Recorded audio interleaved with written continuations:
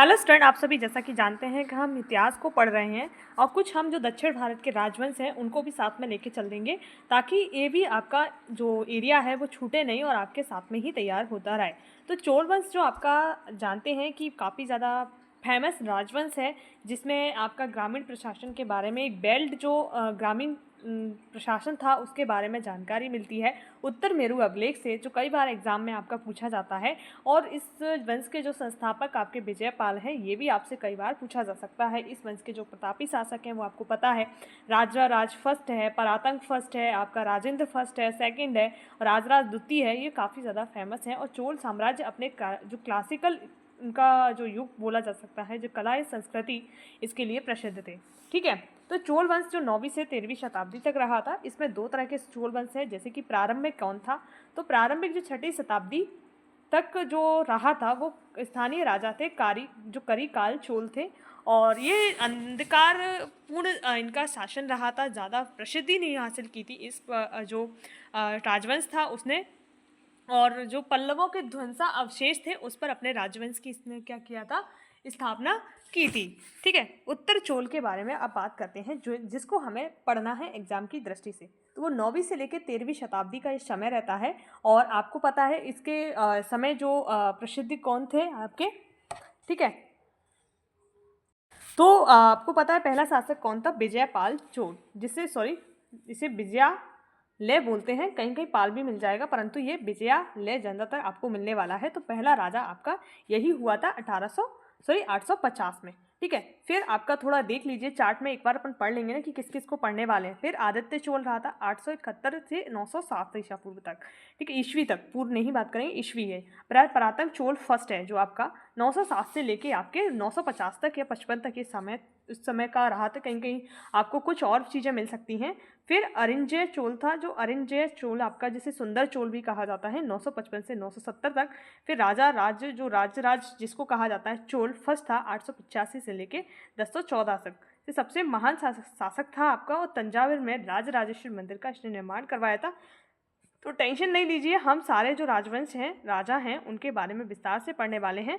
बस आपको जो ब्रीफ में देना था। और चोल साम्राज्य का अंत 1279 में हो गया था, इतना आपको याद रखना है। तो ठीक है, और जो सभी चीज़ें इसकी विशेषता हैं उन चीज़ों को अपन थोड़ा बाद में पढ़ेंगे, पहले राजाओं के बारे में जान लेते हैं। तो देखो, पहला राजा कौन था आपका, आपको विजुअल हो रहा होगा, देखो थोड़ा बड़ा कर दिया है, विजयालय चोल था। 850 से 75 तक ये आपका रहा था। ठीक है, ध्यान रखना है। चोल वंश का संस्थापक इन्हें कहा जाता है, चोल वंश का पुनरुत्थान इन्हीं ने किया था। ठीक है, जिसे संस्थापक कहा जाता है वही आपका पुनरुत्थान करेगा। पल्लवों को हराकर तंजावुर पर अधिकार किया था। तंजावुर यानी जो तंजौर है आपका, कहाँ पर है ये तंजौर, ये आपका मिलेगा आपका तमिलनाडु में। इस पर अपने अधिकार किया था। और तंजौर को इन्होंने अपनी क्या बनाया था, राजधानी। जो तंजावुर था, तंजौर, जिसको अपनी इन्होंने क्या बना लिया था, राजधानी बना लिया था। ठीक है, तो ये इंपॉर्टेंट है। इन्होंने एक उपाधि धारण की थी, इसको याद कीजिए, नर केशरी की उपाधि धारण की थी। किसकी, नर केशरी की उपाधि, इसको थोड़ा ध्यान रखना है। और तंजौर में इन्होंने एक मंदिर का निर्माण करवाया था, एक मिनट रुको, यहाँ पर एक मंदिर का निर्माण करवाया था। वो कौन सा था आपका, निशुंभ शूदनी। जो निशुंभ शूदनी क्यों कहा जाएगा, क्योंकि निशुंभ का वध जिस माता ने किया था, इसलिए निशुंभ शूदनी जो देवी का मंदिर है वो तंजौर में इन्हीं के द्वारा यानी विजयालय के द्वारा स्थापित किया गया था। नेक्स्ट राजा है अपना आदित्य चोल। फर्स्ट था इनका 871 से लेकर 907 तक ही आपके रहे थे। और पल्लवों को पराजित कर दक्षिण में विस्तार कर दिए थे। इन्होंने पल्लव राजा थे और जिसका नाम क्या है, अपराजित बर्मन। ठीक है, अपराजित बर्मन है, इसको इन्होंने पराजित किया और ये दक्षिण की तरफ चले गए थे। और चोल साम्राज्य का जो विस्तार है उन्होंने प्रारंभ किया, किसने, आदित्य चोल ने। ठीक है, और प्रथम स्वतंत्र शासक को ये थे आपके आदित्य चोल, क्योंकि विजयालय जो थे वो प्रथम शासक थे। और जो स्वतंत्र शासक के रूप से कहा जाता है वो कौन थे, आपके आदित्य फर्स्ट है। और इन्होंने उपाधि किसने, जैसे नर केशरी की उपाधि किसने धारण की थी, विजयालय ने धारण की थी, उसी प्रकार इन्होंने जो उपाधि धारण की थी, कोंड राम की उपाधि धारण की थी। तो याद रखना है, नर केशरी इनके फादर थे और इनके जो आदित्य फर्स्ट है इन्होंने कोंड राम की उपाधि धारण की थी। नेक्स्ट है परातंक फर्स्ट। तो परातंग फर्स्ट के बारे में इम्पोर्टेंट क्या चीज़ है, जैसे इन्होंने श्रीलंका पर आक्रमण किया था। तो श्रीलंका पर आक्रमण करने वाले कौन थे? जो परातंग फर्स्ट है वो थे, ठीक है। और इन्होंने पांडे नरेश, जो पांडे राजा था, यानी पांडे वंश का जो राजा था, राज सिंह द्वितीय, और श्रीलंका की जो संयुक्त सेना को पराजित किया था। और इनको पराजित करने के बाद इसने एक उपाधि धारण की थी, मदुरई कोंड की उपाधि।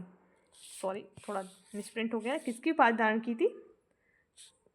साथ में पेन कॉपी लेके बैठा कीजिएगा ताकि आप भी नोट डाउन करके नोट्स बनाते चले।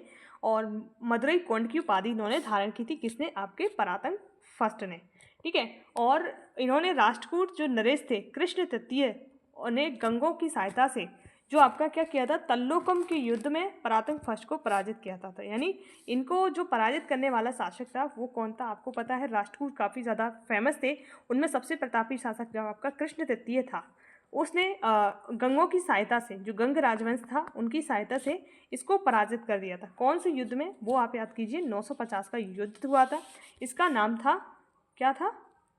तक्कोल का युद्ध। तो तक्कोलम का जो युद्ध हुआ था उसमें कौन पराजित होता है? आपका परातंग फर्स्ट पराजित होता है।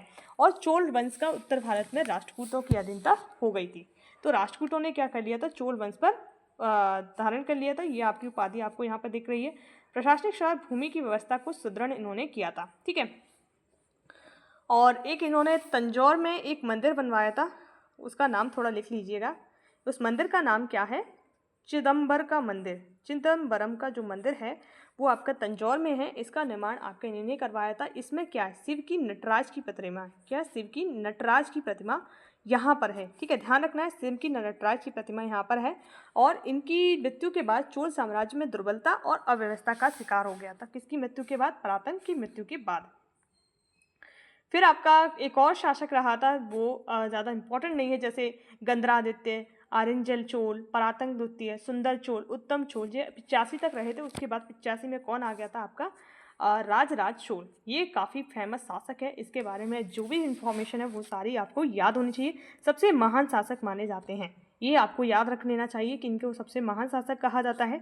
बेदृश्य जो मंदिर है तंजावुर का, उसका निर्माण करवाया था, जो द्रविड़ स्थापत्य कला का सर्वोत्तम उदाहरण है। आपको पता है मंदिर की 3 श्रेणियां होती हैं, एक नागर श्रेणी, दूसरी वेशर श्रेणी और तीसरी आपकी द्रविड़ श्रेणी। तो ये तीनों श्रेणियों में से द्रविड़ श्रेणी का जो मंदिर है बृहदेश्वर मंदिर है, जो कि आपकी तंजावुर में है, ठीक है। उसका निर्माण राजराज चोल ने करवाया था। चोल सेना का जो चेल नौसेना का विकास किया था इन्होंने। क्या? नौसेना की बात कर रहे हैं, जो पानी में चलती है वो सेना का विकास इनके शासनकाल में था। यानी सर्वगुण संपन्न ये मान सकते हैं, जल थल सभी सेना इनके पास थी। श्रीलंका पर विजय, उत्तरी भारत पर प्रभाव इनका रहा था, ठीक है। और इन्होंने जो उपाधियाँ धारण की थी वो एक बार आप देख लीजिएगा। थोड़ा नोट मैं बोलती चल रही हूँ, आप लोग लिखते चलना। शिवपाद की उपाधि, शिवपाद शेखर की उपाधि इन्होंने धारण की थी, ठीक है।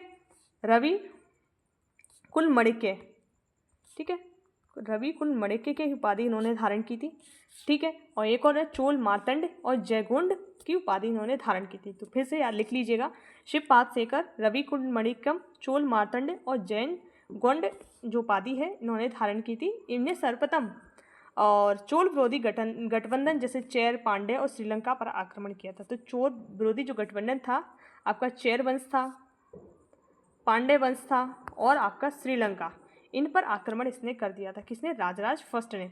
राजराज फर्स्ट ने जब श्रीलंका पर आक्रमण किया था तो उस समय जो श्रीलंका का शासक कौन था? महिम पंचम था। इसने भागकर क्या किया था? श्रीलंका का जो दक्षिणी जिला था रोहण में शरण ली थी। किसमें? रोहण में। श्रीलंका का ही जिला था रोहण, उसमें इसने शरण ली थी। और राजराज फर्स्ट ने क्या किया था? अनुराधापुरम पर अधिकार कर लिया था, जो कि इनकी राजधानी थी। किसकी? महिम पंचम की राजधानी थी, उस पर अधिकार कर लिया था। तो ये श्रीलंका का शासक जिसको पराजित किया था राजराज फर्स्ट ने, वो कौन है? महेंद्र फिफ्थ जिसको बोल सकते हैं, पंचम जिसको बोल सकते हैं, वो था, ठीक है। राजराज ने श्रीलंका को विजित प्रदेश, जो कि सोल साम्राज्य में एक नया प्रांत बनाया, जिसका नाम क्या था? वो उसका नाम था मुंडी चोलपुरम। तो मुंडी चोल मंडल का जो गठन है वो किसने किया था? तो मुंडी चोल मंडल का गठन आपका किसने किया था? तो याद रखना है, इसका गठन आपका राजराज फर्स्ट ने किया था। श्रीलंका को विजित प्रदेशों को मिलाकर इसने एक नया प्रांत बनाया था, जिसकी राजधानी क्या बनाई थी इन लोगों ने?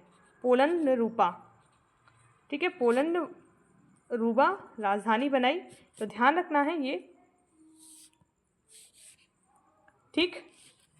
और इन्होंने जो राजराज फर्स्ट था उसने जो पश्चिम में गंग थे और चालुक्य राजा सत्राश्रय को पराजित किया था। कौन? सत्राश्रय चालुक्य राजा था, इसको पराजित इसने किया था।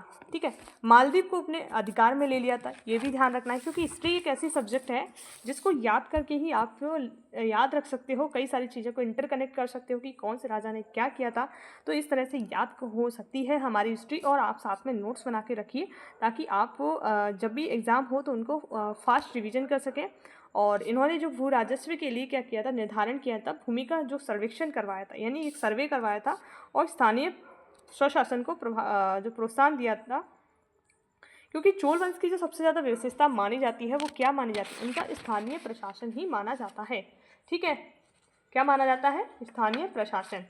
और शैव जो आपका कभी कभी पूछा जाता है कि जो राजेंद्र राज चोल था वो किस धर्म का अनुयायी था, तो ये शिव यानी शैव धर्म को मानता था। ठीक है, शिव यानी शैव धर्म का अनुयायी था। ठीक है, इसने जो तंजौर में आपको पता है राजराजेश्वर मंदिर का निर्माण करवाया था, और इस भव्य आकार के कारण इसे वृद्धेश्वर मंदिर भी कहा जाता है। इसकी को राजराजेश्वर मंदिर कहा जाता है, ये वही मंदिर है जिसको वृद्धेश्वर मंदिर कहा जाता है। ठीक है, और इसने क्या किया था, राजराज फर्स्ट ने इंडोनेशिया के एक शासक था विजयवर्मन। ठीक है, शैलेंद्र वंश का शासक था कौन? विजयवर्मन। ठीक है, और इसको जो नागपट्टनम एक जगह थी चूड़ामणि, वहाँ पर बौद्ध विहार बनाने की अनुमति दी थी। इंडोनेशिया का जो शासक था, एक याद कर लेना, विजयवर्मन। आपने महेंद्र पंचम वहाँ पर देखा था, श्रीलंका का शासक था जिसको इसने पराजित किया था, और वहीं एक इंडोनेशिया के शासक को अपने देश में बौद्ध विहार बनाने की अनुमति दे रहा है। तो दोनों चीज़ें इंपॉर्टेंट है, एक तरफ ये मार रहा है श्रीलंका को और दूसरी तरफ इंडोनेशिया को ये मंदिर बनाने के, वहाँ के राजा को जो बौद्ध विहार जिसको बोलते हैं, जहाँ पर बौद्ध धर्म के अनुयायी रहते हैं, रहने का स्थान जिसको कहा जाता है, वह उसको उनको प्रदान कर रहा है। ठीक है, नेक्स्ट शासक है राजेंद्र फर्स्ट। तो वेरी वेरी इंपॉर्टेंट है, ये भी आपके एग्जाम के लिए 1014 से 1044 तक ये रहा था। ठीक है, गंगा अभियान किया था इन्होंने, गंगा गोंड चोलपुरम की उपाधि धारण की थी। चोल नौसेना द्वारा श्री विजय तक आक्रमण किया था, इंडोनेशिया तक, और विदेश नीति में शक्ति प्रदर्शन किया था और राज सिंहासन को स्थापित किया था। ठीक है, ये इनके बारे में है। ठीक है, और चोल साम्राज्य का इन्होंने जो विस्तार है वो किया था, और इन्होंने जो 2 उपाधियां धारण की थी उनको नोट डाउन कीजिए, वीर राजेंद्र और दूसरी है गंगे कोंड चोल। कोंड चोल की उपाधि इन्होंने धारण की थी। तो दोनों उपाधियां बहुत ही इंपॉर्टेंट है आपके एग्जाम के लिए। इन्होंने 3 राजवंश को पराजित किया था, इनके पिता ने भी किया था, चेर, पांड्य और चालुक्य, और ये तीनों वंशों को अपन पढ़ेंगे। तो इनको पराजित करने वाला कौन है? राजेंद्र चोल। काफ़ी ज़्यादा महत्वपूर्ण शासक है, और इसने श्रीलंका के शासक महेंद्र पंचम को भी पराजित किया था। इनके फादर भी महेंद्र पंचम को पराजित करके आए थे, और इनके पुत्र भी यानी जो राजेंद्र चोल है इन्होंने भी इसको पराजित किया और बंदी बना लिया था। वो तो भाग गया था उस समय, और इसको अपनी अधीनता स्वीकार कराई, संपूर्ण श्रीलंका को अपने अधीन कर लिया था। किसने? आपका राजेंद्र चोल ने। परंतु फादर क्या करके आए थे? राजराज फर्स्ट, वो सिर्फ डरा धमका के आए थे, उस समय ये भाग गया था। ठीक है, राजेंद्र फर्स्ट ने क्या किया था, बंगाल का शासक था एक महिपाल को पराजित किया, और गंग जो आपकी गंग कोंड चोलपुरम की उपाधि धारण की थी, वो किसको पराजित करने के बाद की थी? तो महिपाल, जो कि आपका बंगाल का शासक था। कहाँ का शासक था? याद कीजिए, बंगाल का शासक था। इसको पराजित करने के बाद इसने उपाधि धारण की थी महिपाल की। तो ये दोनों चीज़ें आपको याद हो गई होंगी, और अपनी नई जो राजधानी बनाई थी वो गंगे कोंड चोलपुरम बनाई थी। कौन सी?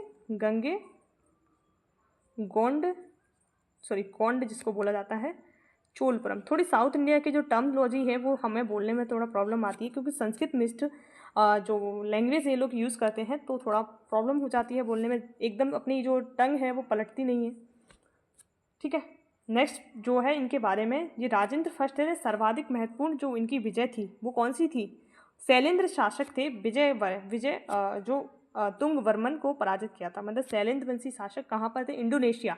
उनको इन्होंने पराजित कर दिया और जावा सुमात्रा द्वीप पर अधिकार कर लिया। तो जावा इंडोनेशिया में है और सुमात्रा भी वहीं पर है, इन पर अधिकार कर लिया था। और इंडोनेशिया की जो राजधानी थी वो आपकी कौन सी थी? जकार्ता। अब चेंज हो गई है, वो आप लोग कमेंट करोगे कौन सी है। और इन्होंने क्या कहते हैं, गजनी का सुल्तान महमूद गजनवी इनके समकालीन था। यानी महमूद जो गजनवी था, जो कि गजनी का सुल्तान था, वो इनके समकालीन था। कभी कभी पूछा जाता है, तो राजेंद्र फर्स्ट के जो समकालीन शासक माना जाता है वो गजनी का सुल्तान महमूद गजनवी, जो भारत में आया था, आपको पता होगा। शैव संत ईसाई पंडित राजेंद्र फर्स्ट के गुरु थे। इनके जो गुरु का नाम याद कर लीजिए, ईशान पंडित। तो नाम हो जाएगा, जिनने एहसान किया वही इनके गुरु बन गए। तो ईशान पंडित इनके गुरु थे राजेंद्र चोल के। ठीक है, तो ये याद हो गया होगा। अब जो नेक्स्ट राजा है कुलोतुंग फर्स्ट, 1070 से लेके 1122 तक इनका समय रहता है। इनसे पहले एक और राजा रहे थे, दो से तीन राजा इनके रहे थे। वीर राजेंद्र रहे थे। काफ़ी ज़्यादा थोड़ा सा इम्पोर्टेंट है, क्योंकि इन्होंने जो चालुक्य राजवंश था उनको पराजित किया था, और उसके उपलक्ष्य में जो तुंगभद्रा नदी थी उसके किनारे विजय स्तंभ बनवाया था। किसने? आपके वीर राजेंद्र ने विजय स्तंभ बनवाया था तुंगभद्रा नदी के किनारे। तो इसलिए ये इंपॉर्टेंट हो जाता है, बाकी इनके बारे में ज़्यादा इन्फॉर्मेशन नहीं है, और जो एग्ज़ाम के लिए इंपॉर्टेंट है वही पढ़ना हमें ज़रूरी है। ऐसे तो बहुत सारे राजवंश हुए हैं, उनके बारे में जानकारी आप पढ़ सकते हैं। कुलोतुंग चोल 1170 से 1122 तक चोलों का प्रशासनिक ढांचा बनाए रखा था। शांतिपूर्ण शासन काल और व्यापार का बढ़ावा इन्होंने दिया था। ठीक है,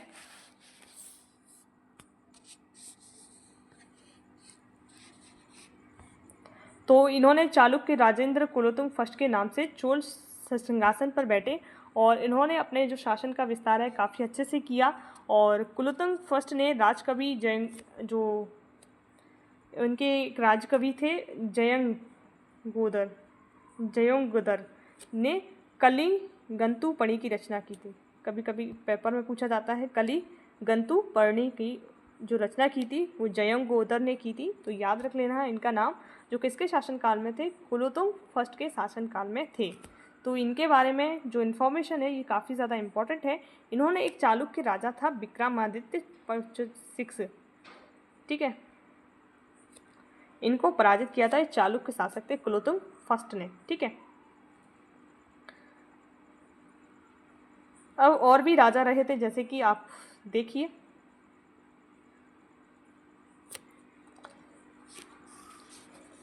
कुलोतुंग सेकंड जो इम्पोर्टेंट है, कई और बीच में भी रहे थे। कुलोतुंग फर्स्ट और सेकंड के बारे में जानना ज़रूरी है, कभी कभी पेपर में पूछा जाता है। इनका टाइम पीरियड 1143 से लेके 50 तक रहा था। ठीक है, इतना याद रख लेना। इनके पुत्र का नाम क्या था? विक्रमादित्य इनका पुत्र था, विक्रमादित्य। इन्होंने एक मंदिर बनवाया था चिंदवरम मंदिर में स्थित गोविंद राज की मूर्ति को, मंदिर नहीं बनवाया था इन्होंने, जो गोविंद राज की मूर्ति थी चिंदवरम मंदिर में। किस मंदिर में? चिदम्बरम मंदिर में गोविंद राज की मूर्ति थी, उसे पानी में फेंकवा दिया था इन्होंने, समुद्र में बोल सकते हैं, वहाँ पर फेंकवा दिया था गोविंद राज की मूर्ति को। ठीक है, और जो इनके समय में एक वैष्णव आचार्य हुए थे रामानुचार। इन्होंने क्या किया था? गोविंद राज की मूर्ति को निकाल कर बालाजी तिरुपति मंदिर में स्थापित करवा दिया था। तो तिरुपति जो मंदिर है वहाँ पर इनकी मूर्ति है जो गोविंद राज की, उसको स्थापित करवा दिया था। ठीक है, इस वंश का जो अंतिम शासक है वो कौन है? राजेंद्र तृतीय। ठीक है, तो ध्यान रखना है, राजेंद्र तृतीय इस वंश का अंतिम शासक है। ठीक है, इस प्रशासन की कुछ विशेषताएं आप लोग देख लीजिए।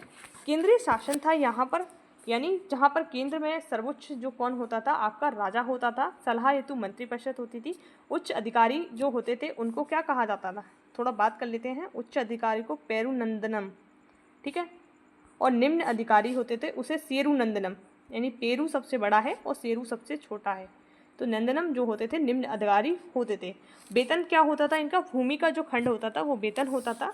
फिर इनका एक प्रांतीय प्रशासन भी होता था। क्या था? प्रांतीय प्रशासन। थोड़ा देख लीजिए, प्रांतीय प्रशासन किस प्रकार का था इनका? देखिए, 6 प्रांतों में विभक्त था, जिन्हें क्या कहा जाता था? मंडलम। ठीक है, तो ये नाम आपका पूछा जाता है। प्रांतों को चोल साम्राज्य में क्या कहा जाता था? मंडलम कहा जाता था, और 6 प्रांत थे, ये भी ध्यान रखना है। और मंडलम में किस प्रकार से, जो मंडलम आपका जो है प्रांत है। ठीक है, ये क्या है? आपका प्रांत। फिर कोट्टम होता था। कोट्टम आपका क्या था? संभाग। जैसे मान लीजिए अपने मध्य प्रदेश में 10 संभाग हैं, ग्वालियर है, आपका इंदौर है, भोपाल है, इस तरह से संभाग है। इसी प्रकार कोट्टम क्या होता था? संभाग। फिर इसके बाद होता था नाडु, ये आपका जिला, जैसे आपका जिला ग्वालियर हो गया, मुरैना हो गया, भिंड हो गया, ये आपके ग्वालियर जिले हैं, वो नाडु हो गए। और फिर होता था कुर्रम।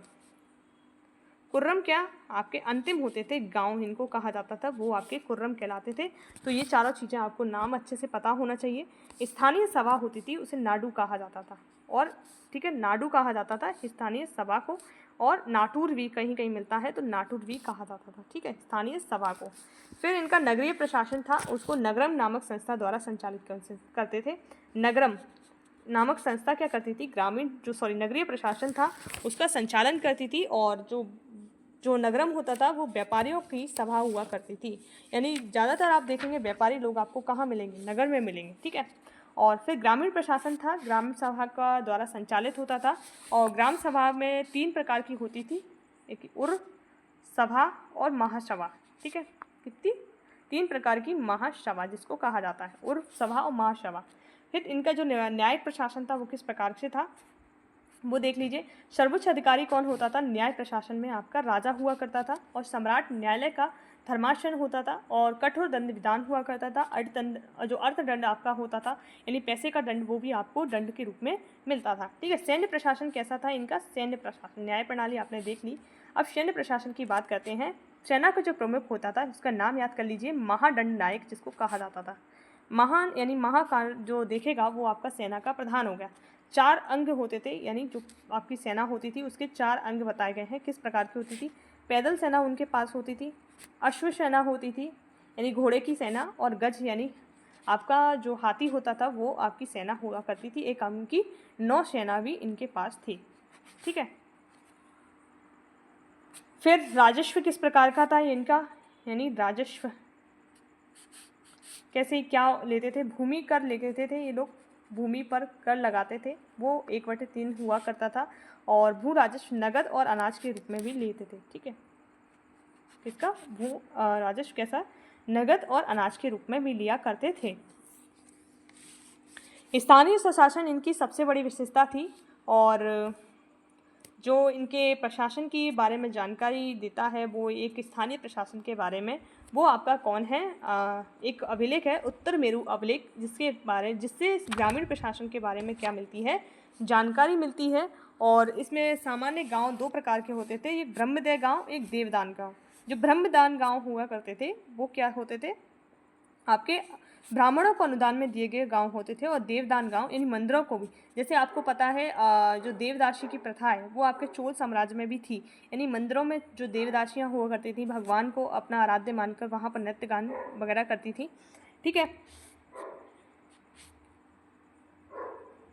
कभी कभी यहाँ से भूमि के प्रकार से संबंधित प्रश्न भी आ जाते हैं, तो वो थोड़ा देख लीजिएगा। एक बेलन बगाई नाम के जो भूमि होती थी, जो किसानों की भूमि होती थी, ठीक है। किसानों की भूमि क्या है आपकी, बेलन बगाई भूमि है, वो किसानों की भूमि है। और हमने ब्रह्मदेव तो देख लिया, देवदान भूमि भी देख लिया, और साला भोग, यानी साला भोग नाम से ही आपको समझ में आ रहा है कि विद्यालय या स्कूलों को दी जाने वाली भूमि होती थी। एक और भूमि होती थी पल्ली चंदनम, ठीक है, तो ये जैनों को दी जाती थी, तो यानी जैनों को भी उस समय पर भूमि दी जाती थी उनके निर्माण के लिए, और काफ़ी ज़्यादा इम्पॉर्टेंट है।